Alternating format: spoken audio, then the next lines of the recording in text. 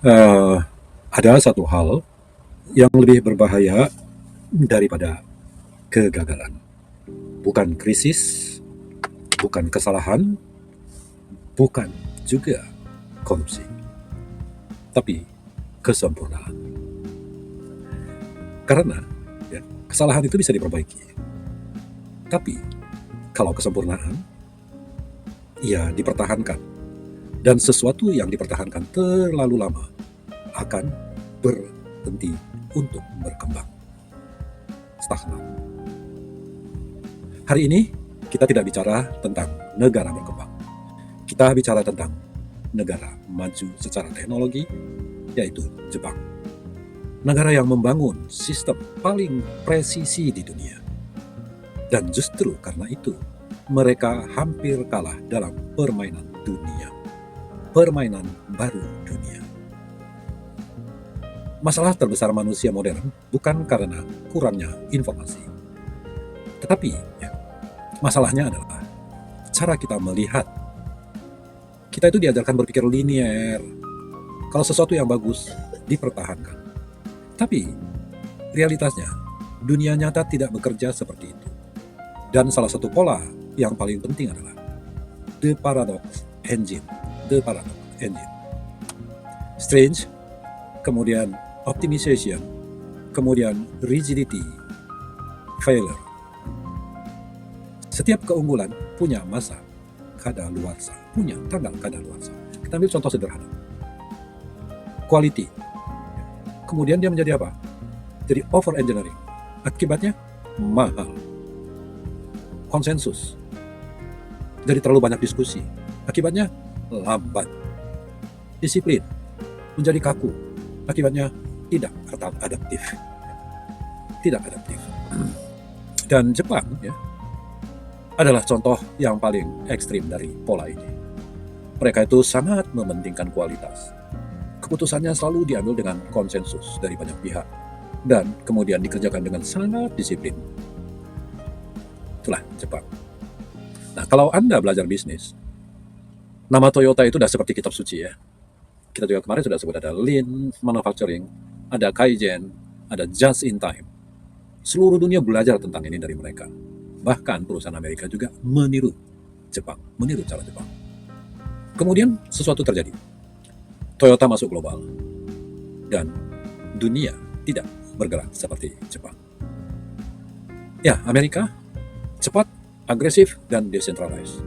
Kemudian apa lagi? Eropa, kompleks, regulatif, dan beragam. Nah, ASEAN tidak stabil, harga sensitif, dan berubah dengan cepat. Masalahnya, ya, sistem Toyota terlalu sempurna untuk Jepang dan terlalu lambat untuk dunia. Realitas yang terjadi, keputusan harus naik ke Jepang. Respon terhadap krisis menjadi lambat. Adaptasi lokal menjadi tertahan. Ya. Masing-masing tadi itu kan Amerika punya ragamnya sendiri, Eropa punya ragamnya sendiri, ASEAN punya ragamnya sendiri. Kalau semuanya harus mengikuti cara Jepang, maka semuanya akan menjadi tertahan. Dalam dunia lama ya, ini disebut dengan kontrol kualitas, quality control. Tapi dalam dunia yang baru, ini justru disebut sebagai sebuah bottleneck, sesuatu yang menghambat proses keseluruhan. Nah, tapi di sini ada bagian yang penting. Toyota itu tidak jatuh. Ya. Kenapa? Karena ya mereka itu memang melakukan sesuatu yang sangat jarang terjadi. Mereka menghancurkan sistem mereka sendiri. Ya, transformasinya gimana sih? Mereka melakukan apa? Regional autonomy, decision making lokal, mengurangi dominasi Tokyo. Ya, Toyota melakukan itu. Mereka melakukan penyesuaian untuk masing-masing wilayah-wilayah di mana mereka berbisnis. Jadi Toyota itu tidak mengekspor sistem Jepang secara kaku. Mereka menyesuaikan. Dan itu ya sangat sulit dilakukan. Itu tadi Toyota. Sekarang bagaimana dengan kasus Sony? Sony yang dulu sangat terkenal. Sekarang kita mulai jarang mendengar namanya. Ya, dulu itu Sony itu adalah sebuah masa depan. Ya. Apa yang membuat Sony begitu mengejutkan dunia pada awalnya? Mereka membuat Walkman. Ya. Kalau zaman dulu orang-orang mendengar radio, mendengar musik, mendengar kaset tape, itu rata-rata di rumah tidak bergerak. Ya. Mereka kemudian membuat Walkman yang kaset tape kecil yang bisa dipakai sambil berjalan dengan menggunakan headset, dan itu sudah sangat umum saat ini. Itu startnya oleh Sony. Mereka membuat TV yang sangat bagus dengan presisi yang bagus. Audionya juga sangat bagus. Mereka juga membuat PlayStation. Mereka bukanlah follower ya. Mereka itu justru adalah leadernya. Mereka yang memulai. Tapi lalu dunia berubah. Ya, dari hardware ke software, dari produk ke ekosistem. Apple tidak menjual iPod. Mereka menjual sebuah ekosistem. Google tidak menjual software. Mereka menjual platform. Dan Sony, mereka masih berpikir seperti era lama. Masalahnya bukan karena mereka bodoh. Masalahnya di mana? Struktur terlalu kompleks, decision making terlalu hati-hati, inovasi terjebak di dalam internal silo. Dalam budaya Jepang ya, kesalahan itu memang sesuatu yang sangat dihindari. Itu penting. Tapi di dunia teknologi, tidak salah. Itu tidak adalah sama dengan tidak belajar. Kesalahan adalah sumber dari pengetahuan. Itu adalah bahan untuk belajar. Dan kalau kita tidak belajar, maka kita akan ketinggalan. Maka kesempurnaan itu membuat kita menjadi susah untuk bergerak lebih maju lagi. Tapi kalau sebuah kesalahan terjadi, kita bisa perbaiki dan membuat sesuatu yang lebih baik lagi. Jadi, kalau tidak belajar, tidak mengalami kegagalan, maka kita akan menjadi tertinggal. Oke, ada yang disebut dengan decision delay curve ya. Mari kita coba sederhanakan ya. Ada dua model dunia ya, model Jepang dan model global. Model Jepang ini ya, lama di awal, minim kesalahan, stabil di akhir.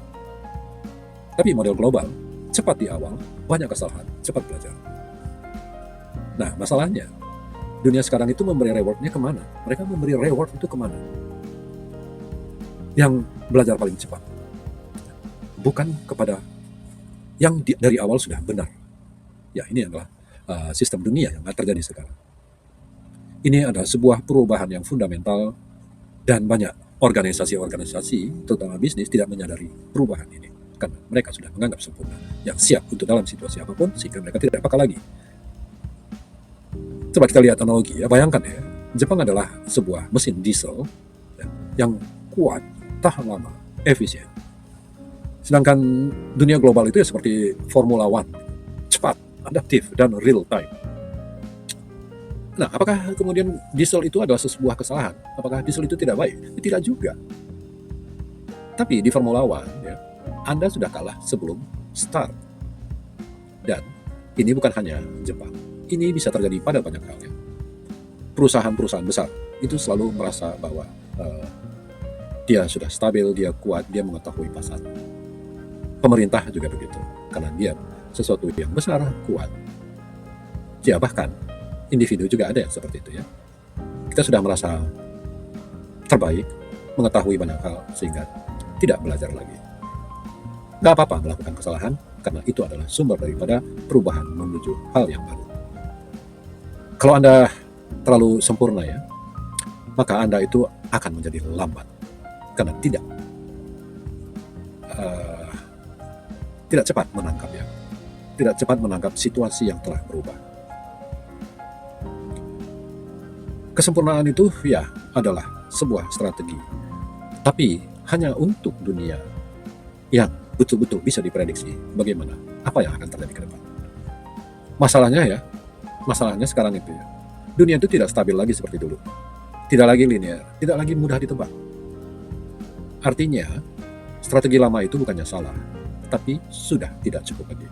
Strategi lama memperhatikan kualitas, stabil, sempurna, itu adalah sesuatu yang baik kalau ya dia itu juga sensitif, tanggap terhadap perubahan lingkungan. Dan disinilah banyak orang gagal memahaminya. Mereka mencoba memperbaiki sistem tanpa merubah cara berpikirnya. Padahal yang harus diubah itu bukan mesinnya. Sesuatu yang sudah baik itu dipertahankan baik, bagus. Tapi kita harus juga merubah cara melihat dunia. Ya, kalau masalahnya hanyalah masalah sistem saja ya, itu kita bisa di-upgrade terus ya. Kalau masalahnya teknologi, ya kita bisa beli. Nah, jadi apa masalahnya? Ya masalah sebenarnya adalah sesuatu yang jauh lebih dalam lagi, yaitu budaya. Budaya apa? Cara berpikir, cara mengambil keputusan, cara melihat resiko. Dan itu tidak bisa dirubah dengan cepat. Tidak bisa dirubah dengan cepat. Nah, makanya kita harus ada stay di sistem yang seperti itu, sehingga yang kita perlu rubah cepat itu teknologinya atau sistemnya itu bisa dirubah dengan cepat. Oke, di video berikutnya kita juga akan bahas lagi ya, masuk ke yang lebih deep lagi, yang lebih dalam lagi, bukan tentang sistem, tapi tentang budaya yang mengunci semuanya. Oke, kesempurnaan tidak menghancurkan Anda dengan cepat. Kesempurnaan itu akan membuat Anda tidak relevan lagi secara perlahan. Dunia berubah, itu adalah sebuah kunci, key point yang harus di. Oke, jadi menurut kalian, ya sebetulnya yang lebih berbahaya itu yang mana? Sering salah tapi cepat belajar, atau jarang salah tapi lambat berubah? Tulis jawaban kalian, saya akan baca satu persatu. Terima kasih.